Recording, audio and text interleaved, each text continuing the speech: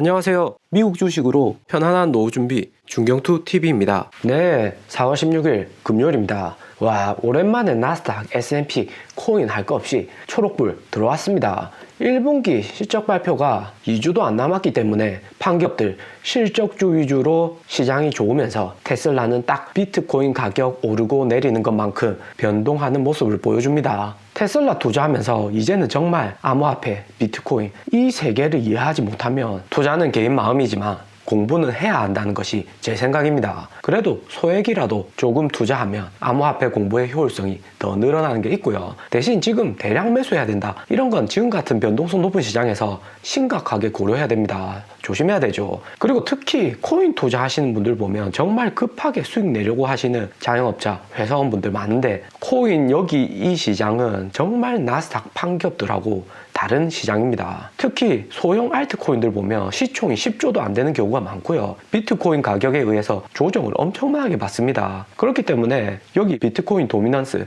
코인 중에서 비트코인 차지하는 비율을 보면 여기 이더리움, 바이낸스 코인, 리플 이 정도는 상대적으로 안정적인 퍼포먼스를 보여준다지만 특히 한국의 김치코인들, 시총 작은 것들은 정말 조심해서 투자해야 되는 거고요. 이전에 우리가 나스닥 소형주 투자할 때하고 마찬가지입니다. 시총 작은 코인은 마이너스 40%까지 갈 수 있다. 이런 생각을 하면서 정말 100만원 투자해서 50만원 수익률이 뚝 떨어져도 상관없다. 할 수 있는 범위의 자금을 투자해야 되는 거고요. 또 요즘 같은 장에 알트코인 추가 매수해서 이익 보는 것보다 지금부터 항상 마음으로 고려하고 있어야 되는 것이 언제 탈출해야 되나, 앞으로 얼마만큼 더 상승할 수 있을까, 이런 것을 더 고민해야 됩니다. 무엇보다도 미국이나 글로벌 정부에서 악재가 있다면 추가 매수했다가 사고 팔기를 반복해야 됩니다. 리스크가 상대적으로 커졌죠. 그러면서 오늘 시장 분위기 양전시킨 요소들을 보면요, 미국 10년물 국채금리가 1.53%, 마이너스 6% 급락하면서 채권으로 갈아탔던 안전자금들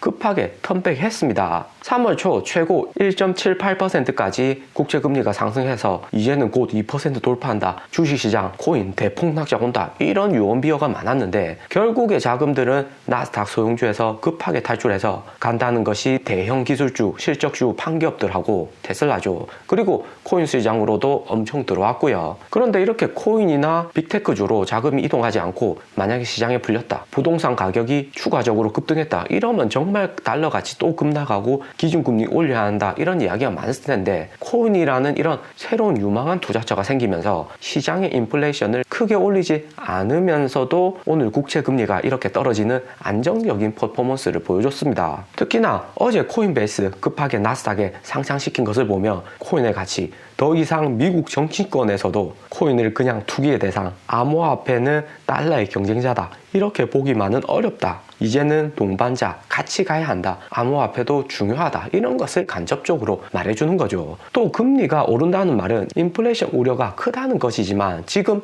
미국 주식이나 코인 시장이 역대급으로 가장 좋은 시절, 최고점에 있기 때문에 수익률이 좋고 앞으로 코인 시장 어떻게 더 발전할까, 이런 기대감에 코인으로 자금이 많이 몰려오고 있습니다. 그런데 재밌는 것은 어제 파월 의장이 재등판에서 또 지난번 3월에 했던 말하고 똑같이 했고요. 그런데 지난번처럼 파월 의장이 비트코인 깎아내렸다고 해서 10% 이렇게 큰 폭으로 마이너스 되진 않았습니다. 지금 SEC 위원장도 바이든 측근이 게리 갠슬러로 바꿨듯이 트럼프 전 정부 때 선임된 페드 파월 의장도 정말 바꿀 때가 된 것 같고요. 지금 트럼프 때부터 계속해서 시장에 돈을 풀고 그렇게 높아진 인플레이션을 코인 시장이 계속해서 스펀지처럼 흡수해주고 있는데 분위기를 잘 파악을 못하고 있는 것 같고요. 그러니까 어제 코인 또 조금 빠졌다가 오늘 주식, 코인 모두 초록불 양전했죠. 페드 의장이 이전처럼 한마디 하면 시장이 알아서 순종하던 그런 시나리오가 아닙니다. 그리고 한국에서도 한국은행장 나와서 개인 투자자들 코인 투자 조심해라 했는데 결국 똑같은 시나리오입니다. 한국의 경우에만 봐도 부동산 잡겠다고 계속 작년부터 이야기했지만 지금 어떻습니까?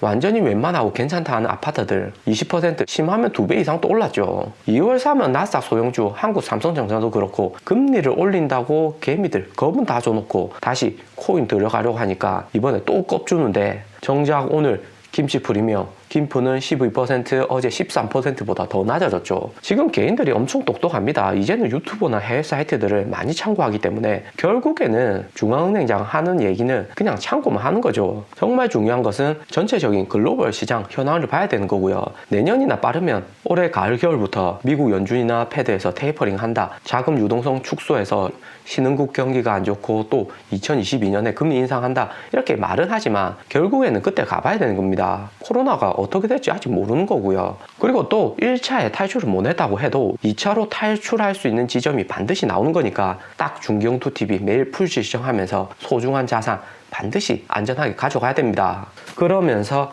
와 테슬라 불리시 ARK 아크가 테슬라 780달러 고점에 테슬라를 쭉 팔았습니다. 어제 본장 시작하고 장 초반에 장대 음봉 나오길래 누가 많이 팔았나 했는데 아크가 24만 주나 매도한 거였고요. 파월장이 암호화폐 경고한 것은 장 조금 지나고 나서부터라서 암호화폐의 영향이다 이렇게 보기에는 조금 한계가 있었는데 아크 때문에 어제 테슬라 주가 하락한 거였고요. 아크가 테슬라 팔고 매수한 종목들을 보면 2, 3월 조정 크게 받고 떡락한 나스닥 잡주들하고 어제 상장한 코인베이스 비중이 가장 컸습니다. 아크 대표 혁신 펀드인 ARKK가 15만 주 코인베이스를 구매했고요. 그런데 아크가 테슬라 24만 주 팔았다고 해서 지금 크게 걱정할 것은 아닙니다. 아크가 이번에 판 주요 원인은 지금 SEC에서 3월에 아크가 신청한 펀드 하나당 10% 비율에서 30%로 한 종목에 투자할 수 있게 신청한 것 진행 중이기 때문에 아직 통과가 안 되었습니다. 통과되면 테슬라 이렇게 팔지는 않았겠죠.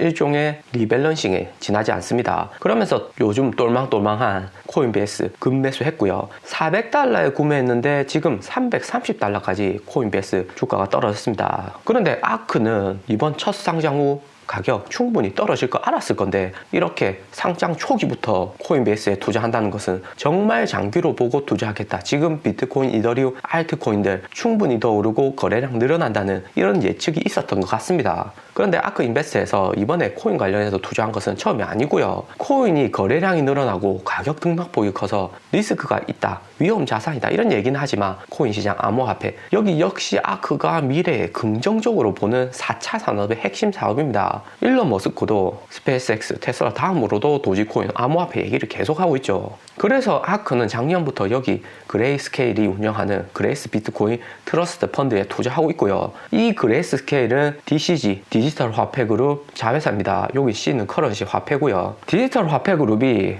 글로벌에서 암호화폐 투자가 1위 제일 많이 투자를 하고 있습니다. 그러면서 보유하고 있는 비트코인이 글로벌 유통량의 2%로 엄청나게 많이 보유하고 있고요. 아크가 여기 그레이스케일 비트코인 펀드를 4.43% 높은 비율로 가지고 있고요. 2020년 초부터 여기 투자해서 지금 아크 W 펀드에서 보유 랭킹 순위가 3위입니다. 아크뿐만 아니라 글로벌 투자 회사들 거의 다 여기 그레이스케일에 이렇고 저렇고 자기가 원하는 상품 만들어 달라고 요청하거나 아니면 아크가 투자한 비트코인, 트러스트 같은 상품에 바로 투자하는 게 있고요. 코인 하시는 사람들한테는 그레이스케일은 그냥 나스닥 소형주 투자하는 개인들이 바라보는 아크 인베스트에서 사고 파는 종목이다. 가장 중요한 지표다 이렇게 보면 됩니다. 그레이스케일이 매일 어떤 종목을 사고 파는지 또 어떤 종목을 운영하는지 정말 자세히 봐야 됩니다. 여기 운영하고 있는 상품들은 기관이나 돈 많은 개인들이 자기들이 이런 상품을 원한다. 그래서 그레이스케일이 대리로 이런 상품을 만들고 주식으로 상장시킨 거고요. 일반 기관이 직접적으로 코인에 투자하는 것은 좀 리스크가 크고요. 잘 모르죠. 그런데 여기 있는 상품들을 구매하면 6개월간 환매가 안 됩니다. 2020년 전에는 1년간 보유하고 팔고 이렇게 했었는데 2020년에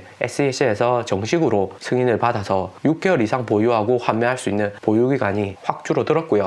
원래 GBTC는 공시 의무가 없지만 10개 상품 중에서 2개만 우선적으로 SEC 보고 의무가 있게 설정을 했습니다. 특히나 여기 시총이 큰 종목들이 우선적으로 승인을 받았고요. 이렇게 SEC에 승인을 받고 어느 정도 정보가 공개가 된다 이러면 기관들이 좀 더 믿고 투자하는 게 있죠. 그런데 지금 GBTC는 OTC 장외시장에서 거래되는 거고 코인 시장에서는 절대적인 영향력을 행사하기 때문에 그레이스케일이 한 번에 물량을 시장에 내놓으면 코인의 변동성 더 커지게 됩니다. 하지만 지금 SEC가 제한을 하고 있어서 딱 이 정도가 기관 투자자들의 니즈다 보면 되고요. 여기 코인들을 보면 비트코인, 이더리움이 당연히 가장 크고 그 다음이 디지털 라지캡 펀드, 코인 중에 시총 큰 것들만 묶어놓은 상품이죠.